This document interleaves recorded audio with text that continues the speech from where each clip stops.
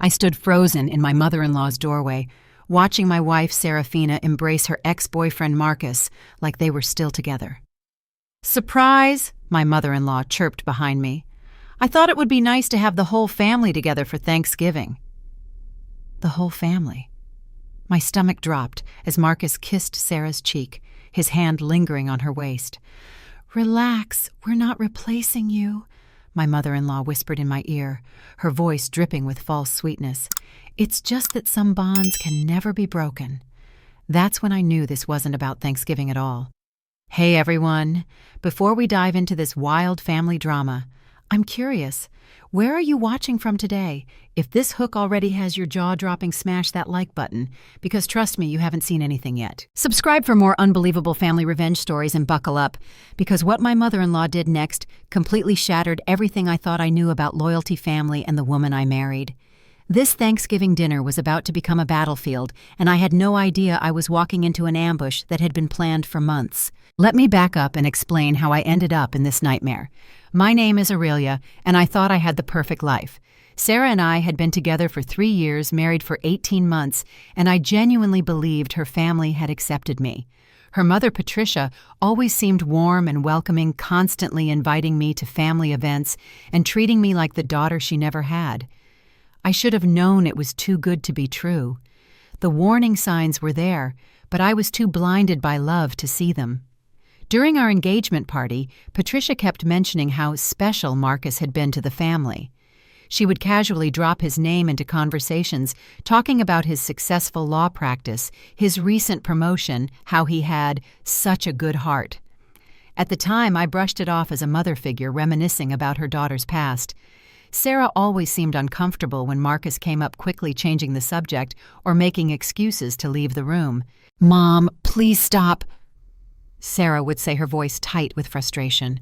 "That's ancient history." But Patricia would just smile, that saccharine smile, and pat Sarah's hand like she was humoring a child's tantrum. The first real red flag came 3 months before our wedding. I was helping Patricia plan the seating chart when she casually mentioned that Marcus had called to congratulate Sarah on the engagement. "Isn't that sweet?" she said, not looking up from her notebook. "He said he just wants her to be happy." Something cold settled in my stomach, but I forced myself to smile and nod. Sarah hadn't mentioned any call from Marcus. When I brought it up to Sarah that night, she looked genuinely surprised. "He called Mom, not me," she said, but there was something in her eyes I couldn't quite read. I haven't talked to Marcus in over a year. I wanted to believe her, and mostly I did, but a tiny seed of doubt had been planted. The second red flag was Patricia's insistence on having just the girls, shopping trips that somehow always included stops at places where Marcus used to take Sarah, the coffee shop where they had their first date, the bookstore where he proposed, the park where they used to walk their dog together. "Oh, I just love this place," Patricia would say innocently, watching my face for a reaction. "Sarah, remember when you and Marcus used to come here every Sunday?" Each time Sarah would tense up and give her mother a warning look, but Patricia seemed to feed off the discomfort. She was like a cat playing with a mouse, and I was starting to realize I was the mouse. The third and biggest red flag came just 2 weeks before Thanksgiving. I was at Patricia's house helping her plan the menu when her phone rang. She stepped into the kitchen to take the call, but her voice carried clearly through the thin walls. "Oh, Marcus, honey, of course you can come," she said, her voice suddenly animated in a way it never was when she talked to me. "Sarah will be so excited to see you. It has been far too long." There was a pause, and then she laughed, actually laughed, at something he said. "Don't be silly, Aurelia won't mind. She's very understanding about these things." My blood ran cold. Sarah and I hadn't been told about any additional guests for Thanksgiving. We had specifically discussed keeping it small and intimate, just Patricia, Sarah's younger brother, Kyle, and us. When Patricia came back into the living room, she was practically glowing. "Good news," she announced. "Marcus is going to join us for Thanksgiving. Won't that be lovely?" She said it like she was announcing a pleasant surprise, not dropping a social bomb into our holiday plans. "Mom, you can't just invite people without asking us first," I said, trying to keep my voice level. Sarah and I might not be comfortable with that. Patricia's smile never wavered, but something sharp flickered in her eyes. Oh, sweetie, this is my house and my dinner. I can invite whoever I like. Besides, she added, her tone becoming almost condescending, surely you're secure enough in your relationship to handle one little dinner with Sarah's old friend. The way she said it made my skin crawl. This wasn't about friendship, and we both knew it. When I told Sarah about the conversation that evening, her face went through a series of emotions: surprise, anger, resignation, and something else I couldn't identify. I can't believe she did that without telling us, she said, but she wouldn't meet my eyes. I'm sorry, Aurelia. I know this is weird. How weird? I asked. Because your mom seems to think Marcus is more than just an ex-boyfriend. Sarah was quiet for a long moment. Marcus and I were together for 4 years, she finally said. Mom always loved him. When we broke up, she took it harder than I did. I think she's been holding on to some fantasy that we'd get back together. And how do you feel about that fantasy? I asked, hating how insecure I sounded. It's just a fantasy, Sarah said, but she still wouldn't look at me. I'm with you now. That's what matters. But as Thanksgiving approached, I couldn't shake the feeling that there was more to the story. Sarah became increasingly distant and distracted. She would get text messages that made her smile in a way that reminded me of how she used to look at me during our early dating days.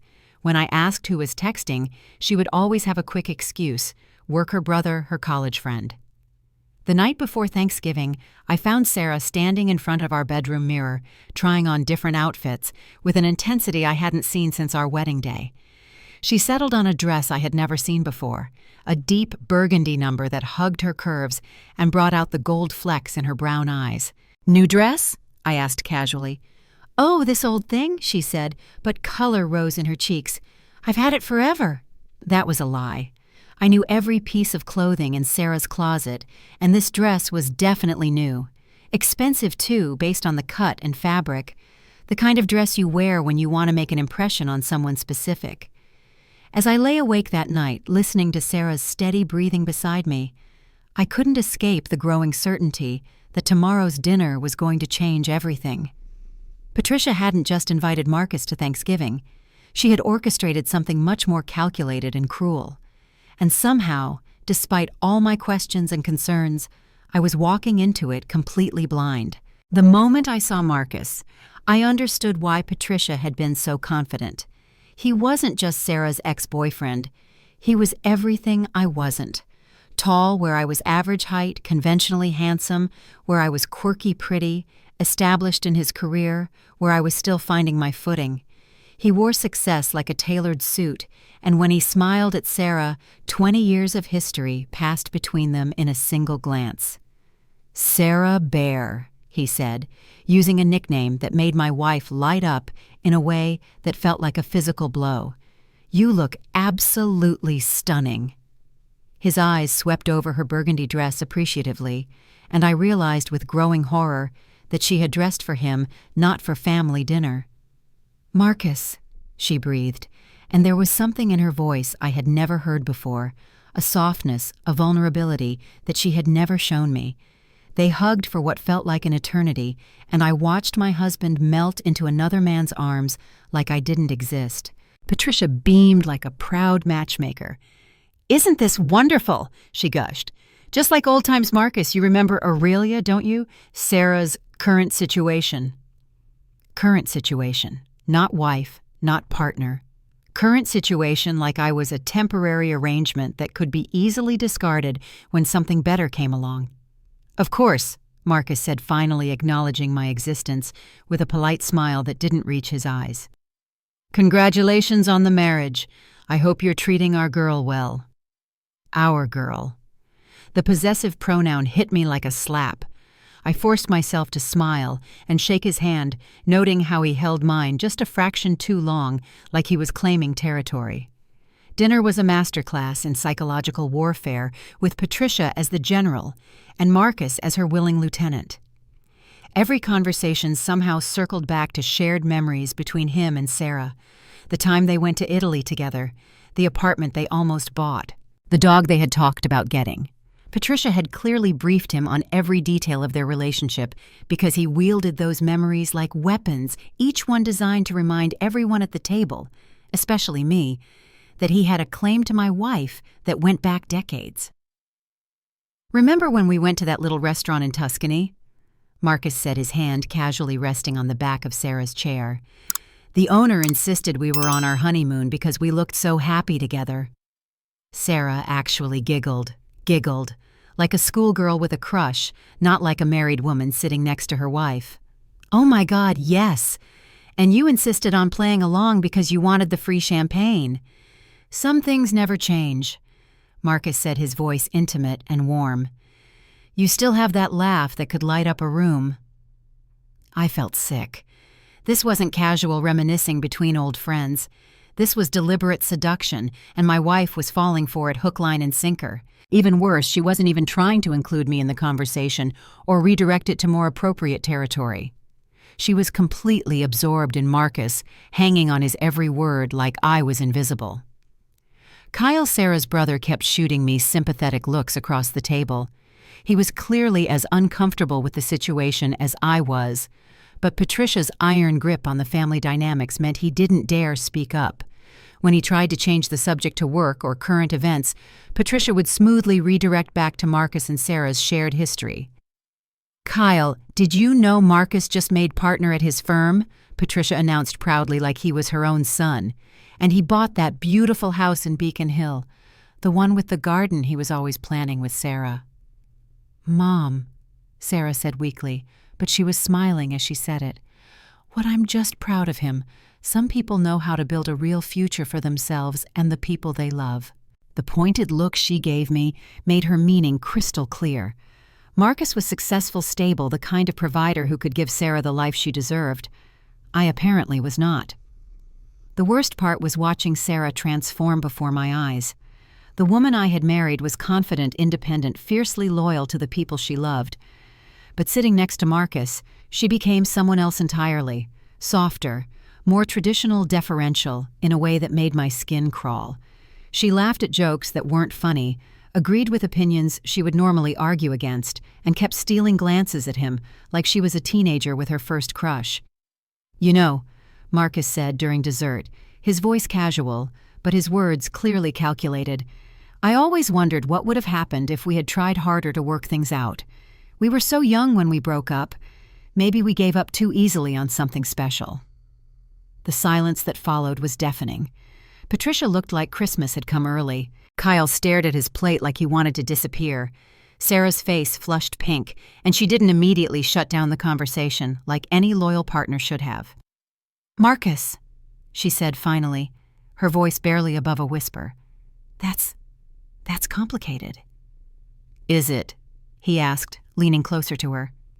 "Because from where I'm sitting, some things feel pretty simple." That was it. I couldn't take another second of watching my marriage disintegrate in real time while Patricia orchestrated the whole thing with gleeful satisfaction. I stood up abruptly, my chair scraping against the floor. "I need some air," I announced, my voice tight with barely controlled emotion.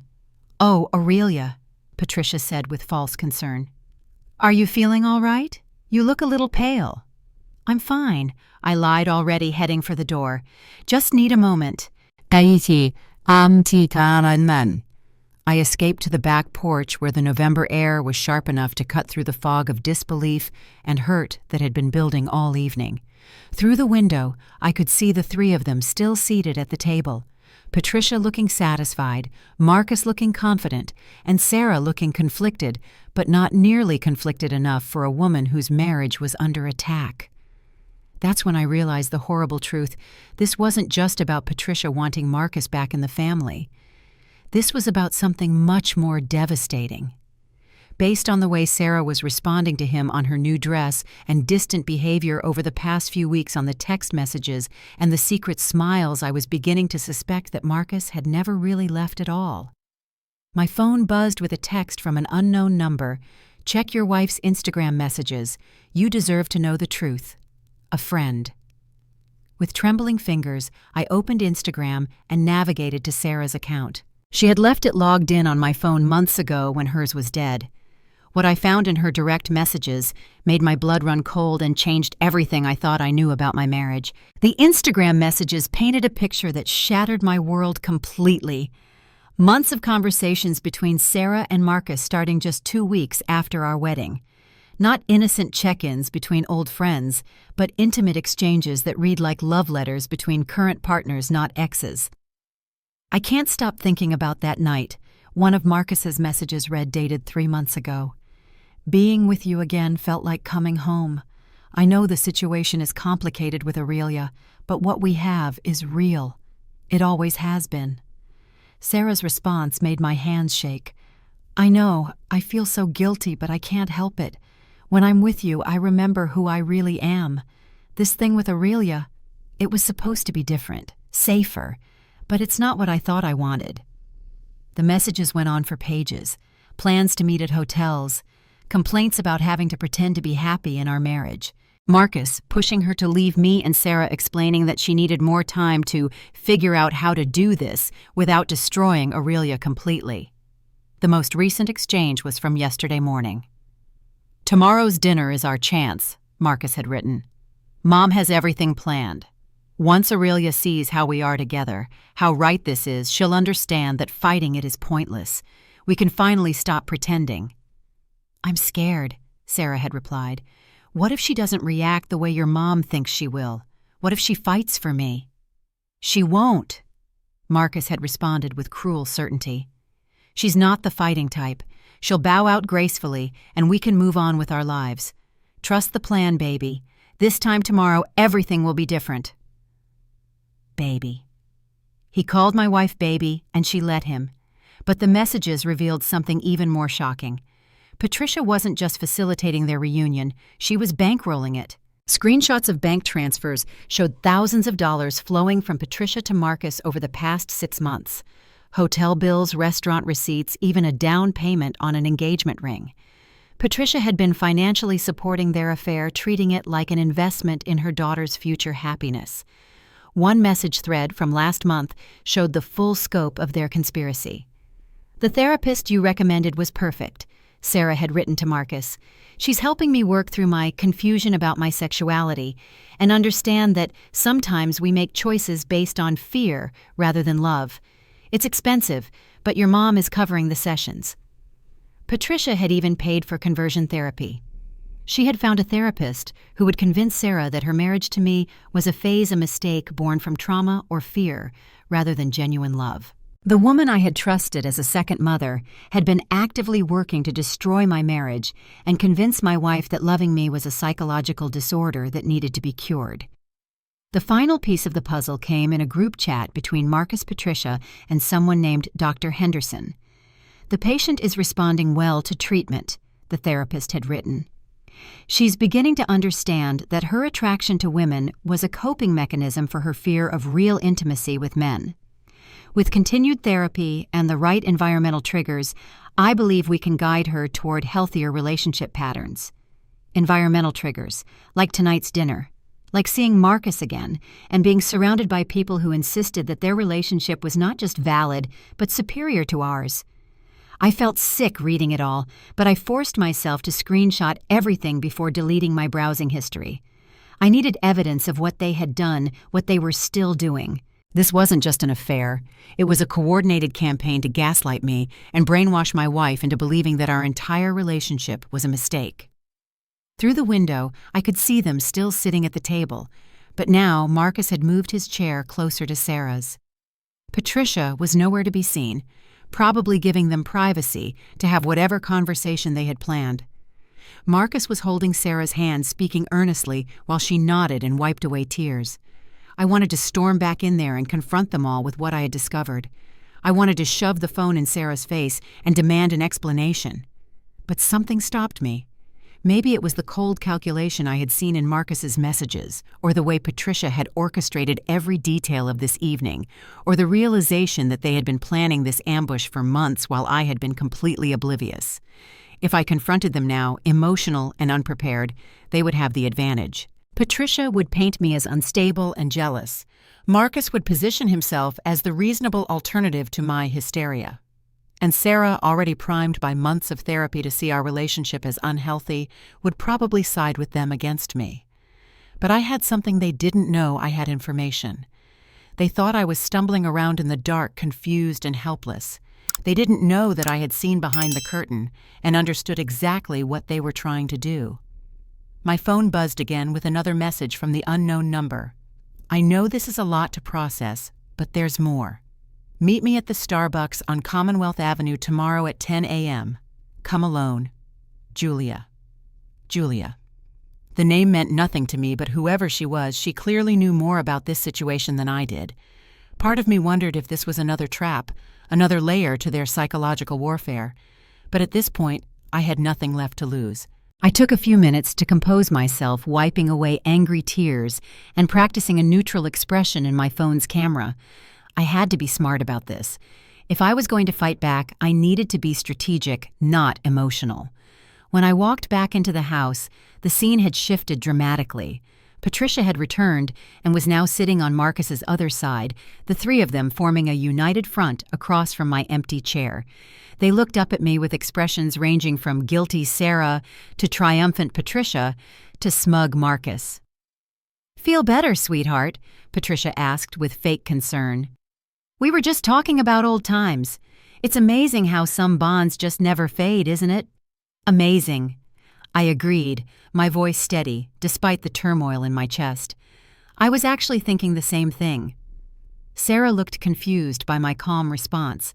She had probably been expecting tears, accusations, a dramatic scene that would justify whatever decision she had already made about our marriage. Instead, I sat down and smiled pleasantly. "So, Marcus," I said conversationally, "Sarah mentioned you're up for partner at your firm. That must be exciting. I imagine it requires a lot of discretion, especially when it comes to personal relationships." Something flickered in Marcus's eyes. Uncertainty, maybe even concern. "Yes, of course. The legal profession demands the highest ethical standards." "Absolutely," I agreed. I would imagine that adultery or conspiracy could really damage someone's reputation in that field. Not to mention the financial implications if, say, someone was funding inappropriate relationships or paying for unethical therapeutic interventions. The table went dead silent. Patricia's face had gone pale, and Marcus was staring at me with dawning realization.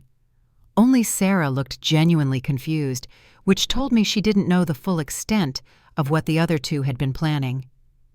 "I'm not sure what you're implying," Patricia said carefully. "Oh, I'm not implying anything," I said with a smile that didn't reach my eyes. "I'm just making conversation about professional ethics and personal responsibility. You know, the kinds of things that matter when you're building a real future with someone you love." I stood up and gathered my purse, my movements deliberate and controlled. "Thank you for dinner, Patricia. It's been illuminating. Sarah, I'll see you at home whenever you're ready." As I walked toward the door, I heard Marcus's voice behind me, no longer smooth and confident. "Aurelia, wait. I think there might be some misunderstanding here." I turned back with that same pleasant smile. "No misunderstanding at all, Marcus. I understand perfectly. Have a lovely evening, everyone." The last thing I saw before leaving was Sarah's face finally showing the first flicker of genuine concern since Marcus had arrived. But it was too little too late. The game had changed, and I was no longer playing defense. The next morning at Starbucks, I met Julia, and everything clicked into place.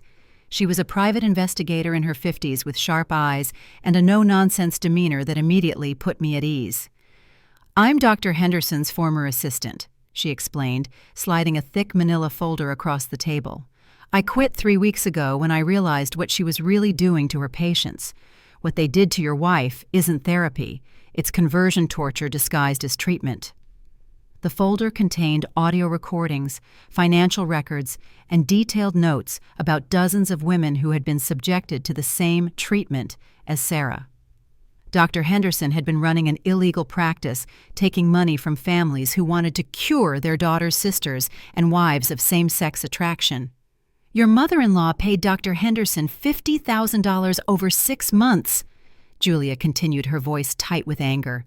The therapy sessions were designed to create doubt, shame, and confusion about sexual identity. They use a combination of suggestion therapy, emotional manipulation, and strategic environmental triggers, like reuniting patients with former partners of the preferred gender. My hands trembled as I read through the documentation. Sarah hadn't just been having an affair. She had been systematically brainwashed by a licensed professional who was being paid to destroy our marriage. "But here's the thing," Julia said, leaning forward conspiratorially. "Dr. Henderson isn't licensed for this kind of therapy. She's been practicing outside her scope and taking insurance fraud to fund these sessions.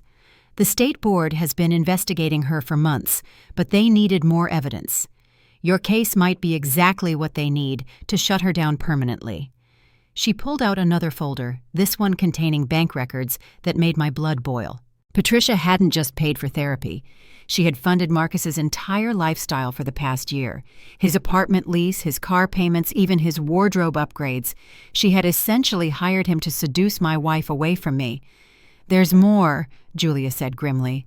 "Marcus has done this before.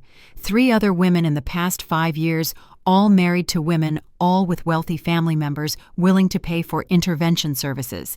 He's not just your wife's ex-boyfriend. He's a professional homewrecker." The evidence was overwhelming. Credit card receipts showing Marcus had been in our city dozens of times over the past year, always staying at hotels Patricia had paid for. Text messages between Patricia and Dr. Henderson discussing treatment protocols and success rates. Even a contract between Patricia and Marcus outlining payment schedules and performance bonuses for achieving specific relationship milestones with Sarah. "What they've done is illegal on multiple levels," Julia explained. "Insurance fraud, unlicensed therapy practice, conspiracy to commit adultery, and possibly extortion. I've been building a case against Dr. Henderson for months, but I need victims willing to come forward." I thought about Sarah at home, probably waking up confused and guilty about last night's dinner. She had no idea that her feelings, her doubts about our marriage, even her attraction to Marcus, had been artificially manufactured by people who saw her as nothing more than a project to be completed. "I want to help," I said firmly. "But first, I need to get my wife away from these people and help her understand what's really been happening to her." Julia nodded approvingly. "Smart, but be careful. When Dr. Henderson realizes her operation is about to be exposed, she might try to accelerate the timeline with your wife, and Patricia has too much invested in this scheme to give up easily." As if summoned by our conversation, my phone rang. It was Sarah, and her voice sounded strange, hollow and mechanical, like she was reading from a script. "Aurelia, we need to talk," she said without preamble. "I've been doing a lot of thinking since last night, and I've realized some things about myself and our relationship. Can you come home?" The hair on the back of my neck stood up. This didn't sound like the woman I had married. This sounded like someone who had been coached on exactly what to say. "Of course," I said carefully. "I'll be right there." Julia grabbed my arm as I stood to leave. "Remember, whatever she says to you has been planted by Dr. Henderson and reinforced by Patricia. The real Sarah is still in there, but she's been buried under months of psychological manipulation. Don't let them convince you that this is her authentic choice." I drove home with my heart pounding the folders of evidence on the passenger seat like a loaded weapon. When I walked into our apartment, I found Sarah sitting rigidly on our couch, her hands folded in her lap like a schoolchild called to the principal's office. "I've been talking to Dr. Henderson this morning," she began without looking at me. "She's helping me understand that my feelings for you were based on fear and trauma, not genuine attraction. I thought I loved you, but I was really just trying to avoid the vulnerability that comes with loving a man." The words sounded rehearsed, empty of the warmth and intelligence that usually characterized Sarah's speech. This was Dr. Henderson talking, not my wife. "She explained that seeing Marcus again has awakened my authentic self," Sarah continued robotically. "The person I was always meant to be before I got confused about my sexuality. I think we need to separate so I can explore these feelings honestly." I sat down across from her, my heart breaking at how lost and confused she looked. The confident, independent woman I had married had been replaced by someone who couldn't even maintain eye contact while delivering what was obviously a prepared speech. "Sarah," I said gently, "do you remember our first date when you told me about your ex-boyfriend who tried to convince you that you weren't really attracted to women? For the first time, she looked directly at me, and I saw a flicker of recognition in her eyes. "You said he made you feel crazy," I continued. "Like you couldn't trust your own feelings or experiences. You said the worst part wasn't losing him. It was losing faith in your ability to know your own mind." Sarah's composure cracked slightly. That's different. This is therapy. This is professional help to understand my confusion." "Is it?" I asked, pulling out my phone and opening the screenshots of her messages with Marcus. "Because it looks to me like the exact same manipulation, just with more people involved and higher stakes." I handed her the phone, watching her face transform as she read through months of conversations she thought were private. The color drained from her cheeks as she realized how exposed, how orchestrated everything had been. "They've been planning this for months, Sarah. Your mother-in-law paid Marcus to seduce you away from me, and she paid a fake therapist to convince you that loving me was a psychological disorder. None of this is real. None of your recent feelings are authentic. They're the result of systematic brainwashing." Sarah started crying, but they were tears of recognition rather than sadness. "Oh, God," she whispered. "Oh, God, what have I done? What have they done to me?"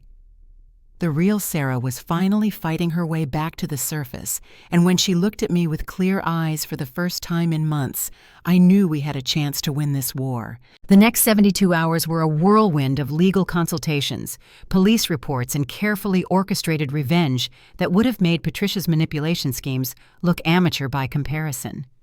Sarah, finally clear-headed and furious about what had been done to her, became my fiercest ally in dismantling the conspiracy that had nearly destroyed our marriage. Our first stop was the State Licensing Board, where Julia's evidence combined with Sarah's testimony created an ironclad case against Dr. Henderson.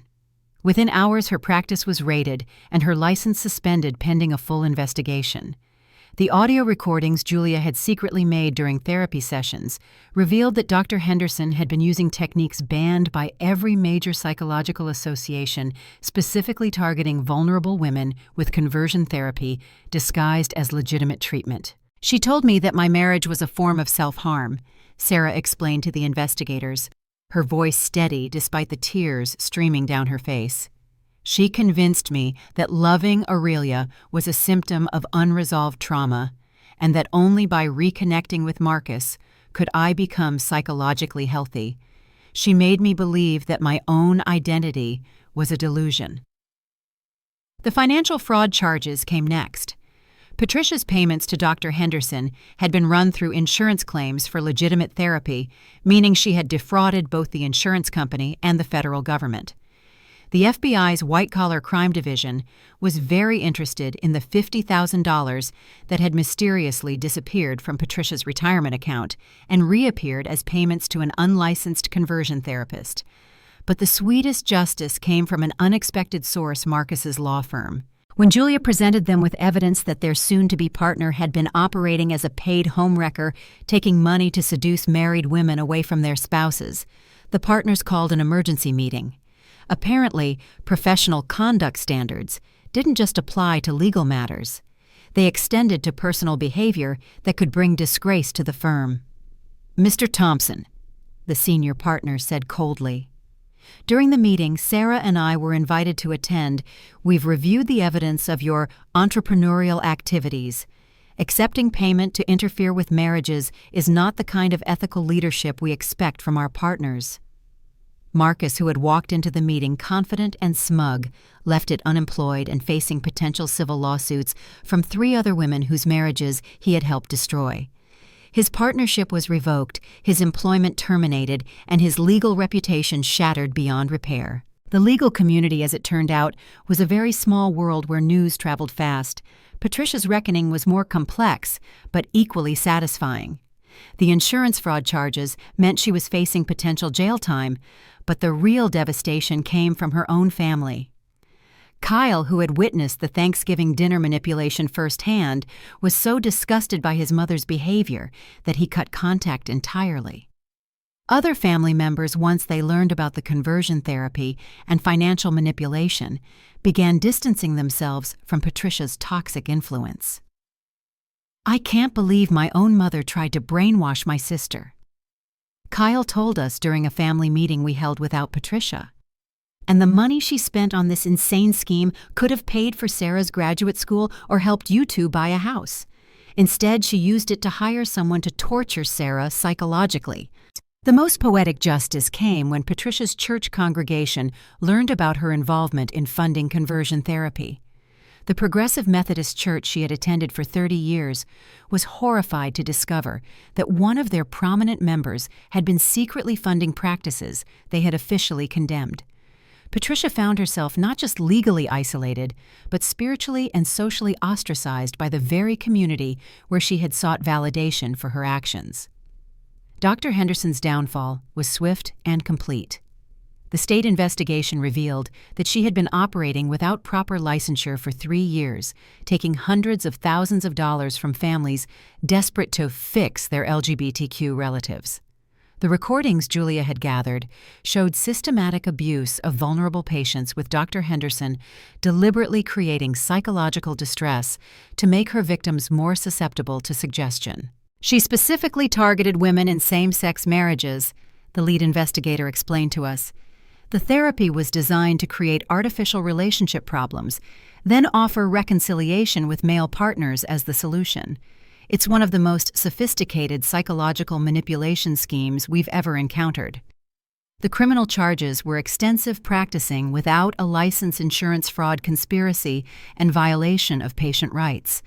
Dr. Henderson faced up to 15 years in prison and the permanent revocation of any ability to practice therapy anywhere in the country. But perhaps the most satisfying moment came when Marcus tried to contact Sarah one final time, apparently believing that his charm could still salvage something from the wreckage of his schemes. He showed up at our apartment, unannounced, flowers in hand, ready to deploy whatever manipulation tactics had worked in the past.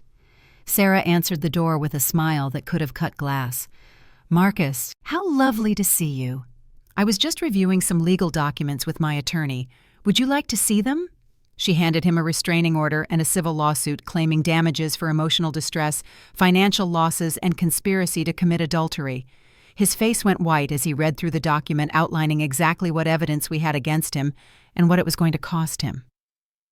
"This is insane," he sputtered. "Sarah, you know what we had was real. You can't let her convince you that your feelings weren't authentic." "My feelings were real," Sarah replied calmly. "My feelings of being manipulated, gaslit, and psychologically tortured by you, your accomplice, and my own mother-in-law. Those feelings are very authentic, and they're going to be expensive for all of you." The restraining order was just the beginning.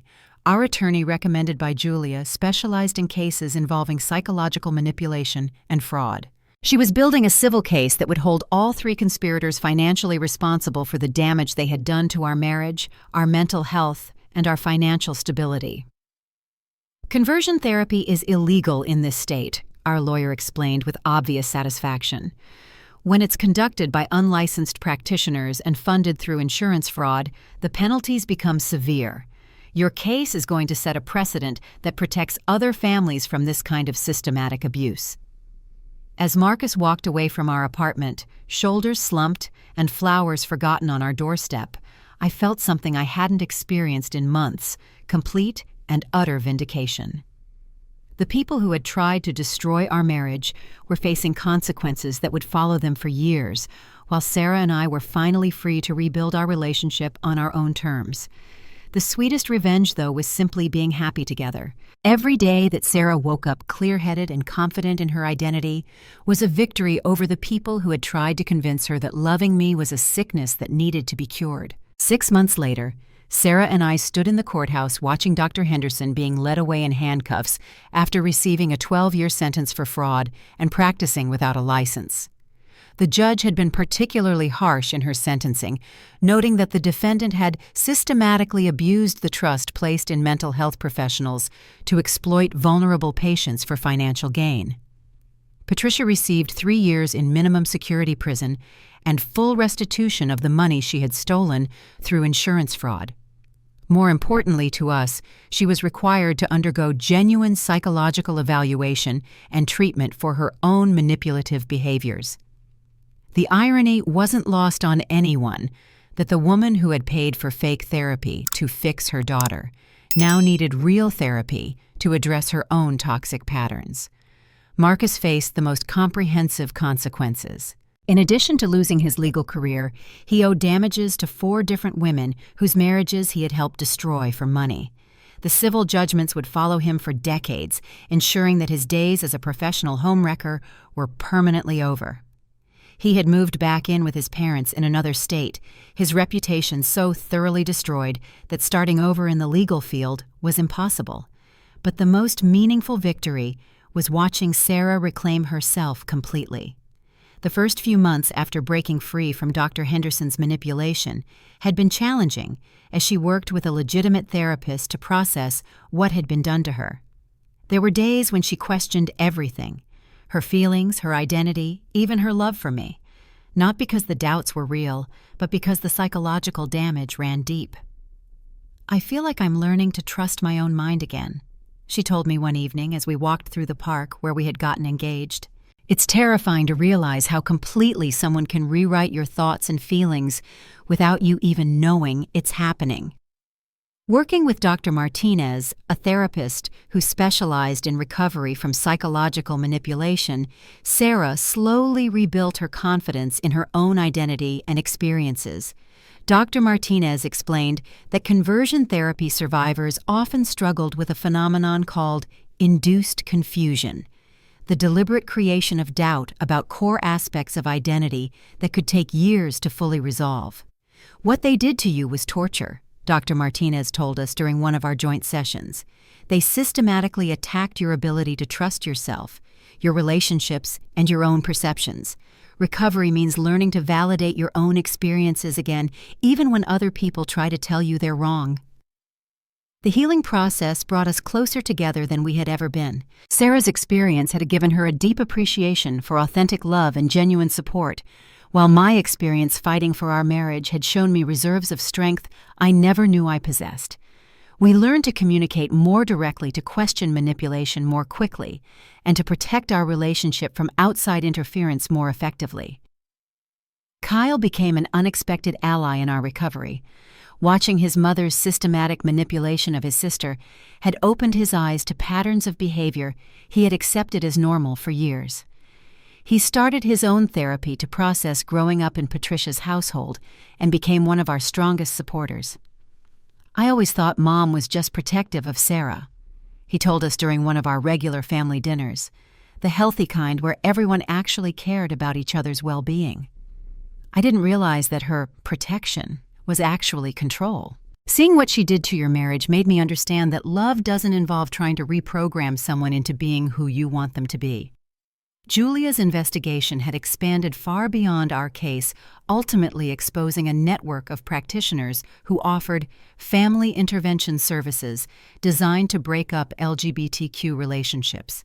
The scandal made national news and led to legislative changes strengthening protections against conversion therapy and increasing penalties for unlicensed practice. Sarah and I were invited to testify before the state legislature about our experiences helping to craft laws that would protect other families from similar abuse. No one should have to fight this hard to defend their right to love who they choose. Sarah told the legislative committee, her voice strong and clear. "What my family did to me wasn't motivated by love. It was motivated by prejudice control and the arrogant belief that they knew better than I did about my own heart and mind." The media attention was initially overwhelming, but it also connected us with other survivors of similar schemes. We discovered a whole community of people whose families had paid professionals to manipulate them away from same-sex partners, and together we formed a support network that continues to this day. Our marriage emerged from the crisis stronger and more authentic than ever. We renewed our vows on the 2nd anniversary of our original wedding, this time surrounded only by people who genuinely supported our love and happiness. The ceremony was small, intimate, and completely free from the toxic dynamics that had nearly destroyed us. "I promised to trust you, to trust myself, and to never let anyone convince me that our love is anything less than beautiful and real," Sarah said, through happy tears, as we exchanged new rings. I promise to protect what we have built together and to never again allow other people's fears and prejudices to poison our happiness. Looking back, I'm almost grateful for what Patricia Marcus and Dr. Henderson put us through. Almost. Their cruelty and manipulation revealed truths about love, loyalty, and authenticity that we might never have discovered otherwise. We learned that real love doesn't require justification or approval from other people, that trust can be rebuilt after betrayal, and that sometimes the most important battles are the ones you fight for your own right to exist as you are.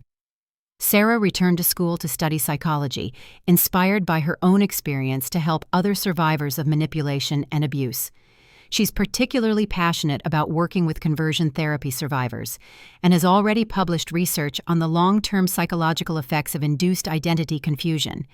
As for me, I discovered a talent for investigative work that I never knew I possessed.